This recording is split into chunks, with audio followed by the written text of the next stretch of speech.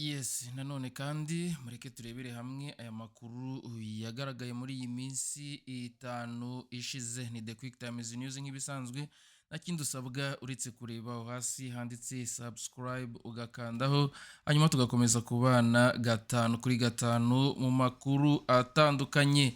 Reka rero tunyarukire kuri iyi nkuru dukesha ikinyamakuru Kigali Today, aho RIB yafunze barafinda Sekikubo Fred. Ni muri iyi nkuru rero n'ubundi aho urwego rw'igihugu rw'ubugenzacyaha RIB rwafunze barafinda Sekikubo Fred, Patrick Mazimpaka na Japhet Inkeramihigo bakurikiranyweho rero gutangaza amakuru y'ibihuha ashobora guteza imvururu cyangwa imidugararo muri rubanda babinyujije ku miyoboro itandukanye ya YouTube. Uko mubona rero mu mashusho ni Sekikubo Fred. Mu itangazo rero banyujije ku rubuga rwa X, RIB yagize iti abaregwa bafungiye kuri sitasiyo ya RIB ya Kimironko, Kicukiro, Bike na Kimihurura mu gihe rero iperereza rikomeje ku byaha bakurikiranyweho. Barafinda yamenyekanye cyane mu bihe by'amatora y'umukuru w'igihugu yo mu mwaka wa 2017, aho rero yajyanywe ibyangombwa byo gutanga kandidatire yo kwiyamamaza ku matora yo kuba umukuru w'igihugu yo muri 2017. Barafinda rero yamenyekanye cyane muri ibyo bihe by'amatora y'umukuru w'igihugu yo muri 2017, aho yajyanye ibyo byangombwa byo gutanga kandidatire yo kwiyamamariza kuri komisiyo y'igihugu y'amatora. Reka rero tubabwire yuko yongeye kandi kubikora mu matora ya 2024, ariko kuri izo nshuro zombi komisiyo yasanze atujuje ibyangombwa bisabwa. Hagati aho rero itangazamakuru ryamukoresheje cyane, agakoresha rero amagambo adasanzwe yivuga ibigwi, ariko bamwe bakabonamo kuvangirwa. Nibwo rero amakuru anyuranye avuga ko yaba yarageze no mu gihe cyo kwivuza ku kigo kivura indwara zijyanye n'ubuzima bwo mu mutwe Caraes Indera. RIB rero irongera kuburira abantu bose kwirinda gukoresha imbuga nkoranyambaga mu buryo bunyuranyije n'amategeko, kandi ko itazihanganira uwo ari we wese uzikoresha mu gukora ibyaha bitandukanye. Twihuse kandi rero reka turebere hamwe iyi nkuru y'umunyamakuru Uwera Jean Maurice, aho nawe yagizwe umuvugizi wa guverinoma wungirije. Ngira ngo rero Uwera Jean Maurice ku batamuzi ni mukuru w'umuhanzi bita Jay Polly. Ngira ngo ntawe utazi Jay Polly. Inama rero y'abaminisitiri yemeje Jean Maurice Uwera nk'umuvugizi wa guverinoma wungirije, umwanya asimbuyeho Alain Mukurarinda witabye Imana mu ntangiriro z'umwaka ushize wa 2025. Ni inkuru n'ubundi dukesha ikinyamakuru Kigali Today nk'uko muri kugenda mubibona. Jean Maurice Uwera rero ni umuyobozi mu itangazamakuru ufite uburambe burenga imyaka 14 muri uyu mwuga, cyane cyane mu bijyanye na radiyo n'itumanaho rigenewe imbaraga z'abaturage. Afite rero ubumenyi bwimbitse ku miterere n'imikorere y'itangazamakuru mu Rwanda, ku buryo abaturage bakeneye kumenya, ndetse no ku mikoranire n'inzego za leta. Kuva muri Gashyantare 2025 ni umuyobozi mukuru executive director wa 93.9 cyangwa se 93.9 SKFM, aho rero ayobora icyerekezo n'imirongo ngenderwaho y'itangazamakuru ryibanda ku bucuruzi n'inyungu rusange. Imbere rero yaho yakoreye ikigo cy'igihugu cy'itangazamakuru Rwanda Broadcasting Agency RBA kuva muri 2016, aho yagiye akora imirimo itandukanye irimo kuba umunyamakuru ushinzwe kuvuga amakuru imbonankubone RTV senior presenter, ndetse n'umuyobozi wa Radio Magic FM. Maurice Uwera yatangiye umwuga we mu itangazamakuru mu mwaka wa 2011 akora nk'umuyobozi ushinzwe umusaruro production manager kuri Flash FM and TV, nyuma rero yo kuva mu mirimo yo mu rwego rw'amahoteli. Afite kandi impamyabumenyi y'icyiciro cya mbere cya kaminuza Bachelor's Degree mu itangazamakuru n'itumanaho yakuye muri Catholic Institute of Kabgayi. Uretse Jean Maurice Uwera, inama y'abaminisitiri yanashyize abandi bayobozi batandukanye mu myanya, barimo abo muri Minisiteri y'Uburezi hamwe no muri Komisiyo y'Igihugu y'Amatora. Hanemejwe ko abambasaderi bahagarariye ibihugu byabo mu Rwanda barimo uwo muri Sudani y'Epfo n'uwa Leta Zunze Ubumwe z'Abarabu bafite icyicaro i Kigali, uwa New Zealand ufite icyicaro i Addis Abeba muri Ethiopia, n'uwa Namibia ufite icyicaro i Dar es Salaam muri Tanzania.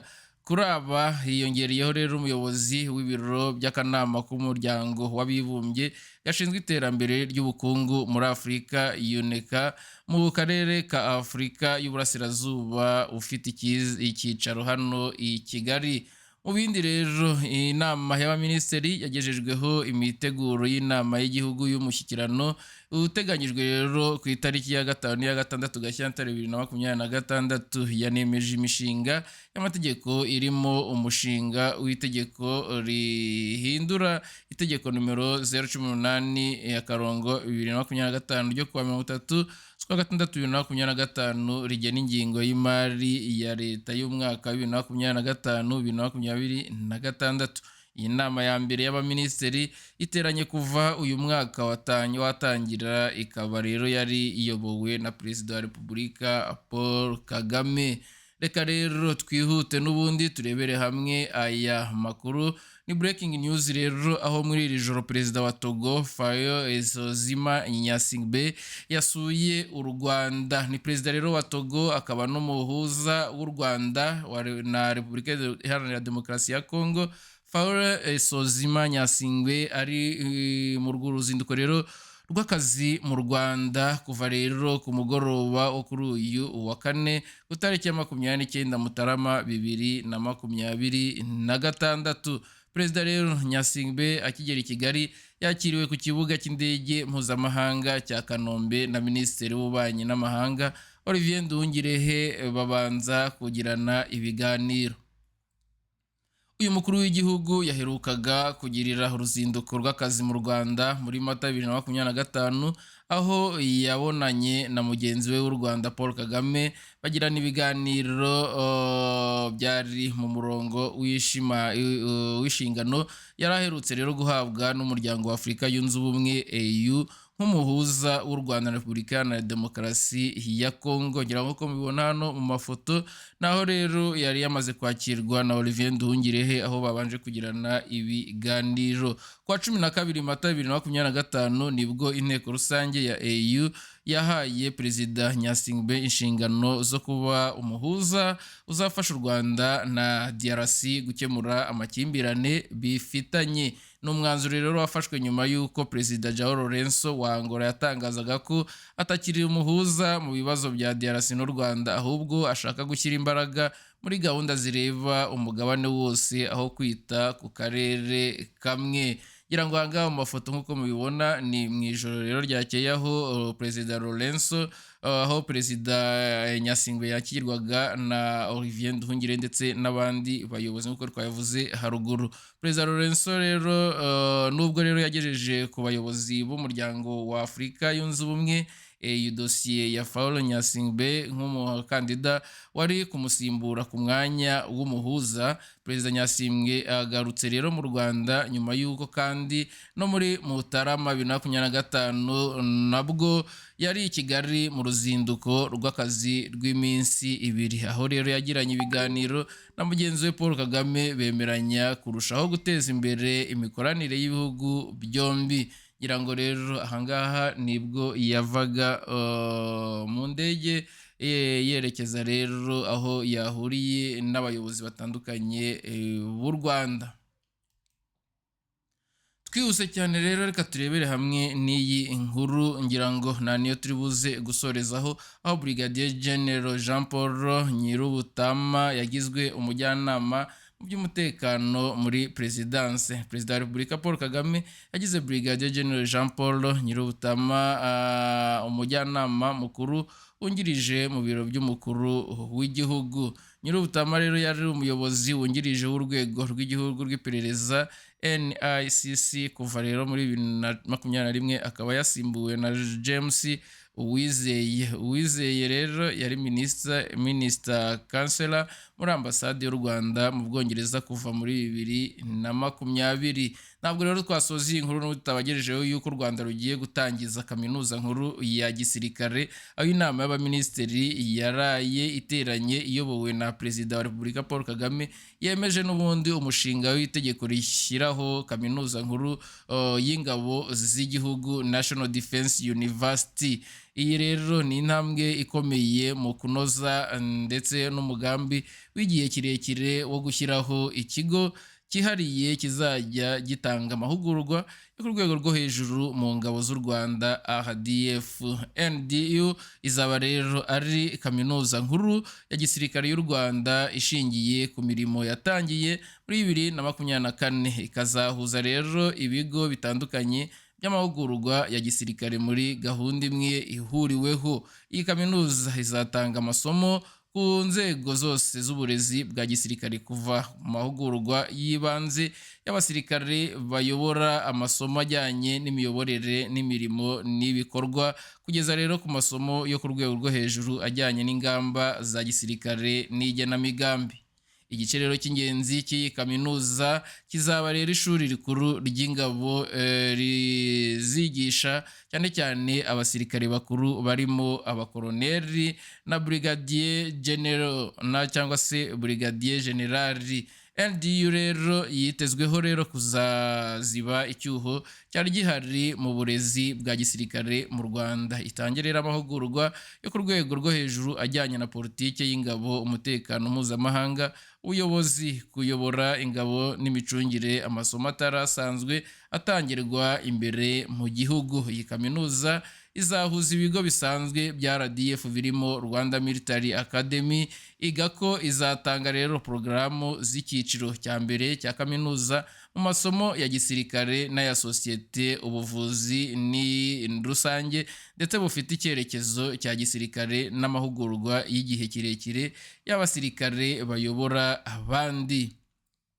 Iri shuri rikuru rya gisirikare rya Nyakinama mu karere ka Musanze, RDF Command and Staff College, rizatanga amasomo yo ku rwego rwo hagati n'urwo hejuru mu miyoborere, imicungire y'abakozi n'ingabo ndetse na politiki y'ingabo. Iyi kaminuza rero NDC izaba urwego rwo hejuru rw'amahugurwa y'abayobozi bakuru mu ngabo. Ibindi rero bigo bifasha birimo RDF Combat Training Center, Igabiro, ishuri ry'abasirikare bato Non Commissioned Officers Academy, ishuri rya Infantry, ishuri rya Kadete, ishuri ry'abarwanyi b'ingabo zidasanzwe Special Forces Training School, n'ishuri ry'amahugurwa y'ibikorwa byo kubungabunga amahoro Peace Support Operation Training School, ndetse byose bizagira uruhare muri porogaramu za kaminuza.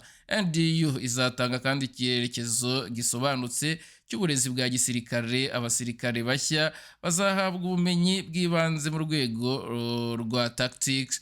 Abasirikare bageze hagati mu kazi rero bazongerwa n'ubumenyi mu rwego rw'ibikorwa, naho abasirikare bakuru bahabwe ubumenyi ku rwego rw'igenamigambi. Iyi kaminuza rero ishobora no gushyiraho ikigo cyangwa se ibigo by'ubushakashatsi no guteza imbere ubufatanye n'izindi nzego n'amashuri makuru mpuzamahanga. Bitandukanye rero na kaminuza za gisivile nka Kaminuza y'u Rwanda, NDU izibanda rero ku masomo ya gisirikare n'umutekano agenewe abasirikare ba RDF n'abasivile batoranyijwe bakorera mu rwego rw'umutekano.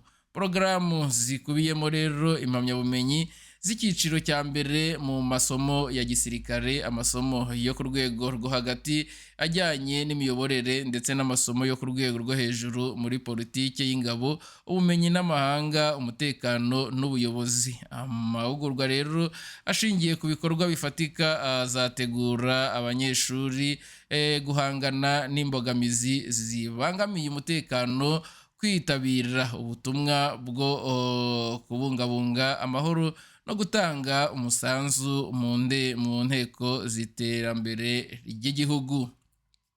Nubwo rero nta makuru ahagije aratangazwa ku bijyanye n'imikorere y'iyi kaminuza, ariko rero umushinga w'itegeko utegerejwe kwemezwa burundu n'inteko ishinga amategeko na Minisiteri y'Ingabo kugira ngo rero bemeze itangizwa ry'iyi kaminuza muri Nzeri, igihe rero umwaka w'amashuri utangirira mu Rwanda. Igitekerezo cyo gutangiza kaminuza rero ya gisirikare cyatangiye muri 2018 ubwo rero abayobozi ba RDF bagiranaga ibiganiro n'abafatanyabikorwa mpuzamahanga barimo National Defense University yo muri Leta Zunze Ubumwe za Amerika, hagamijwe rero gutegura ikigo kigezweho. Muri 2024 Minisiteri y'Ingabo yagejeje uyu mushinga ku nteko ishinga amategeko ishimangira ko rero hakenewe amahugurwa yo ku rwego rwo hejuru atuma haboneka abayobozi b'igihe kirekire bashoboye kandi bagendanye n'igihe. Itegeko rero ryemejwe mu mwaka wa 2024 ryavugaga ku ishingwa rya kaminuza y'ingabo, bityo rero ritangira rero inzira yagejeje ku cyemezo cy'inama y'abaminisitiri cyo kwa 28 Mutarama 2026. Guteza imbere rero integanyanyigisho n'ubufatanye na Kaminuza y'u Rwanda mu mwaka rero ushize byafashije gutegura itangirwa rya kaminuza. Ubwo rero itegeko rizaba rimaze gushyirwaho umukono, rizasobanura imiyoborere, imari n'imiterere ya NDU izaba rero igenzurwa na Minisiteri y'Ingabo. Iyi kaminuza izagabanya ingendo z'abasirikare ba RDF bajyaga kwiga muri za kaminuza za gisivile cyangwa izo mu mahanga, inafashe rero kubaka gisirikare cy'ikinyamwuga kigendera rero ku mahame kandi gishoboye kurinda ubusugire bw'igihugu, kinatanga umusanzu mu bijyanye n'umutekano mu karere. Uyu mushinga rero ugaragaza ko u Rwanda rwiyemeje gushora mu mutungo w'abantu mu rwego rw'umutekano no kwemeza ko RDF ikomeza kuba iya kijyambere kandi ishoboye mu bihe bya politike mpuzamahanga bihindagurika. Andi makuru rero ajyanye no kwiyandikisha gutangiza porogaramu n'ingengabihe rero izatangazwa nyuma y'isuzumwa n'inteko ishinga amategeko no kwemezwa na Perezida wa Repubulika. Ni The Quick Times News nk'ibisanzwe rero nta kindi usabwa uretse kureba aho hasi handitse subscribe ugakandaho, hanyuma tugakomeza kugezaho amakuru atandukanye arimo n'aya ngaya. Nta kindi usabwa rero uretse gukanda kuri subscribe wowe utarayikora, ngira ngo wanyarukira kuri link n'ubundi iri aho munsi y'iyi nkuru ugakanda, hanyuma ukajya muri groupe yacu ya WhatsApp imwijyaho amavideo n'amafoto atandukanye tutabasha gushyira kuri YouTube.